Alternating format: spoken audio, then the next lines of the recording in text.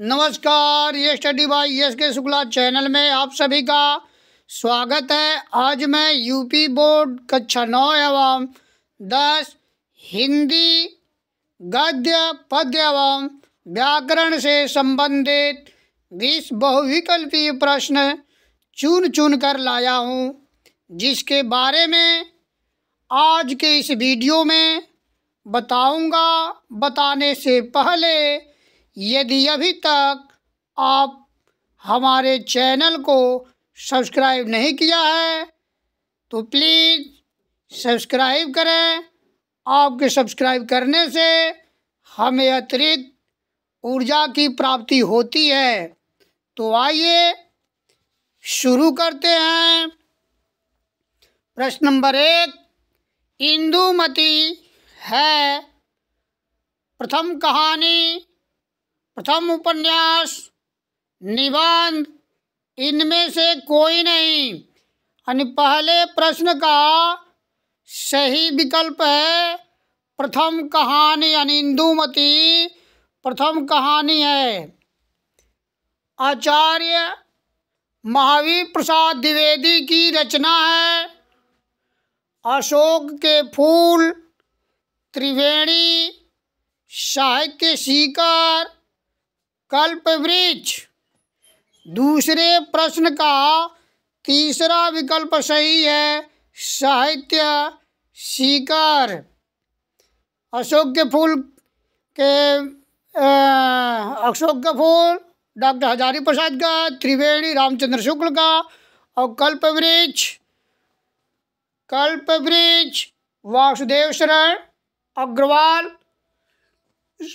100 अजान एक सुजान के लेखक हैं प्रताप नारायण मिश्र, बालकृष्ण भट्ट, राधा कृष्ण दास, श्रीनिवास दास।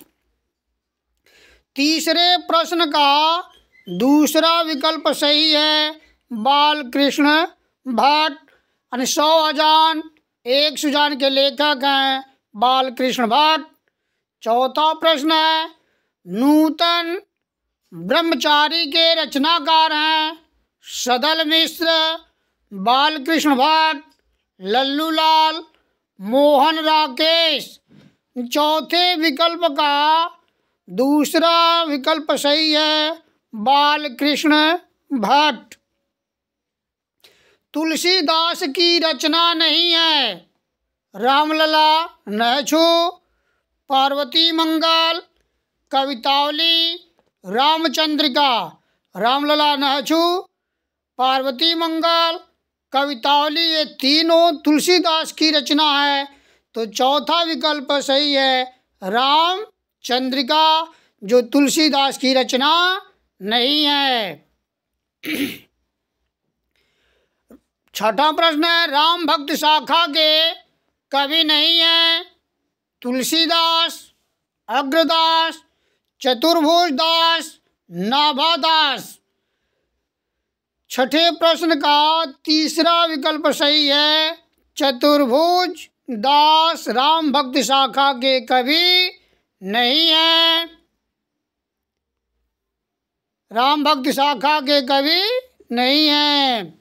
सातवां प्रश्न है, आल्हाखंड का दूसरा नाम है विशलदेव रासो, परमाल रासो, खुमार रासो, हमीर रासो। और सातवें प्रश्न का दूसरा विकल्प सही है, परमाल रासो। और आल्हाखंड का दूसरा नाम है परमाल रासो।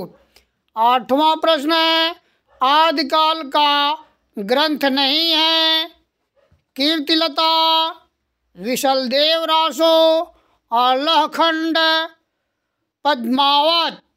आठवें प्रश्न का चौथा विकल्प सही है, पद्मावत आदिकाल का ग्रंथ नहीं है। नौवां प्रश्न, वीर रस का अस्थाई भाव है शोक, उत्साह, क्रोध, भय। नौवें प्रश्न का दूसरा विकल्प सही है, उत्साह। वीर रस का स्थायी भाव उत्साह होता है। 10वां प्रश्न है बंदौ गुरुपद पदो परागा सुरुचि सुभाष सरस अनुरागा में कौन सा छंद प्रयुक्त हुआ है? 10वें प्रश्न का पहला चौपाई, दोहा, सोरठा, रोला। 10वें प्रश्न का पहला विकल्प सही है चौपाई, क्योंकि चौपाई के प्रत्येक चरण में 16-16 मात्राएं होती हैं। 11वां प्रश्न है केकी राव की नुपुर ध्वनि सुन जगती जगती की मूक प्यास में कौन सा अलंकार है? रूपक, यमक, उत्प्रेक्षा, अनुप्रास। 11वें प्रश्न का दूसरा विकल्प सही है यमक, क्योंकि जहाँ एक ही शब्द एक से अधिक बार आए किंतु अर्थ भिन्न भिन्न हो तो वहाँ यमक अलंकार होता है। उपरोक्त उदाहरण में जगती जगती 2 बार आया है किंतु दोनों का अर्थ भिन्न भिन्न है, इसलिए हम कह सकते हैं कि उपरोक्त उदाहरण में यमक अलंकार है।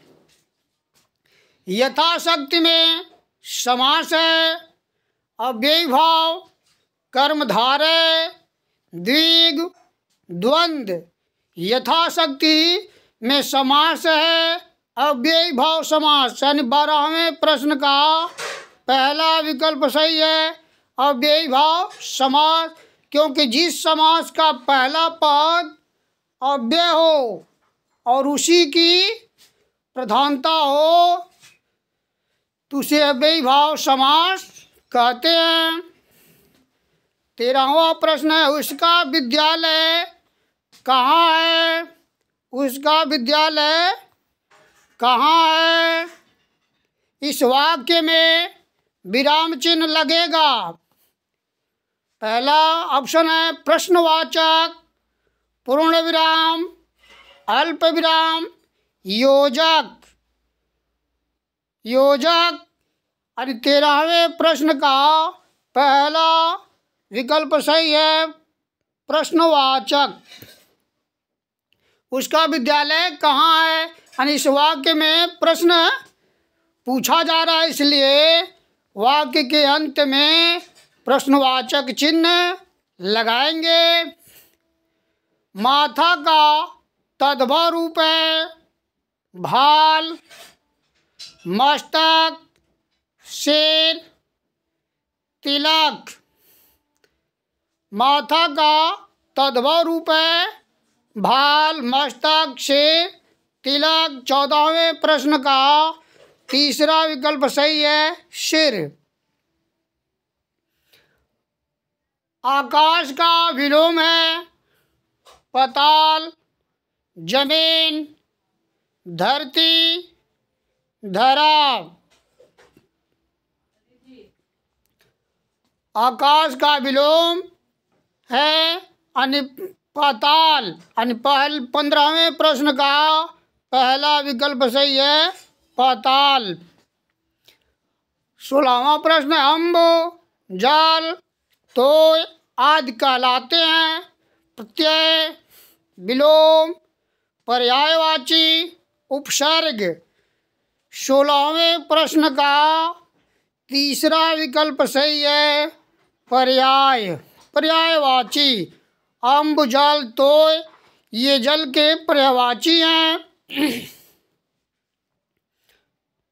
जल का पर्यायवाची है। 17वां प्रश्न है, 17वां प्रश्न है नैनम में संधि है वृद्धि, अयाद, गुण, यड। यानी 17वें प्रश्न का दूसरा विकल्प सही है अयादि, ने धन अनम। ने धन अनम नैनम। यानी पहले पद के अंत में ए और दूसरे पद के शुरू में अ, यानी ए के बाद अ आया है तो ए का अय होकर के नैनम बना है, अयादि संधि है। 18वां प्रश्न है, रामस्य रूप है राम का षष्ठी विभक्ति एक वचन, तृतीया विभक्ति बहुवचन, चतुर्थी विभक्ति एक वचन, पंचमी विभक्ति एक वचन।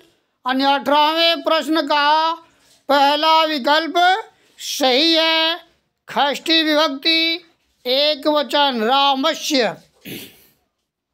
रामस्य में षष्ठी विभक्ति एक वचन है। गच्छामि रूप है गम धातु का लट लकार उत्तम पुरुष एक वचन, लट लकार प्रथम पुरुष एक वचन, लिट लकार उत्तम पुरुष एक वचन, लंग लकार प्रथम पुरुष एक वचन। गच्छामि में 19वें प्रश्न का पहला विकल्प सही है, उत्तम पुरुष एक वचन लट लकार उत्तम पुरुष एक वचन, क्योंकि लट लकार के उत्तम पुरुष में आमी, आमी आवह, आमी आवह, आमह प्रत्यय जोड़कर धातु रूप बनाया जाता है। तो पठ ध गच्छ ध गम धम गच्छ धन आमि गच्छामि, गच्छ धन आमि गच्छामि।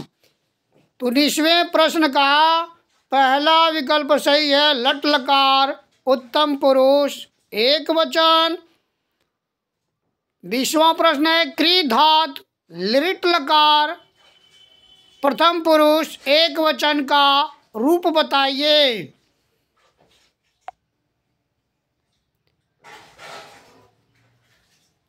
करिष्यत्, करिष्यामि, करिष्यस्, करिष्यस्, करिष्यति। क्री धातु लिट लकार प्रथम पुरुष एक वचन का रूप बताइए। करिष्यति अनि अतियत ऐष्यति इष्यत इष्यन्ति, इष्यति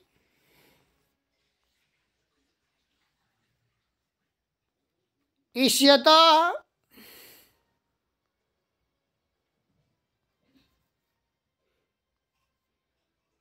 इष्यन्ति, इष्यति इष्यत इष्यन्ति,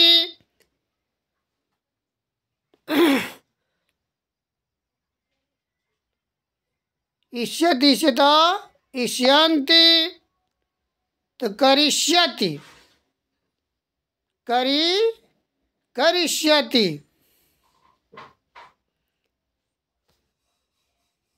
करिष्यति।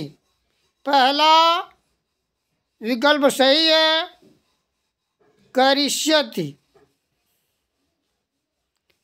करिष्यति। और इसके साथ साथ वीडियो पूरा होता है। मुझे उम्मीद है कि आप लोगों को यह वीडियो पसंद आए। पसंद आने पर आप हमारे चैनल को सब्सक्राइब करें। धन्यवाद।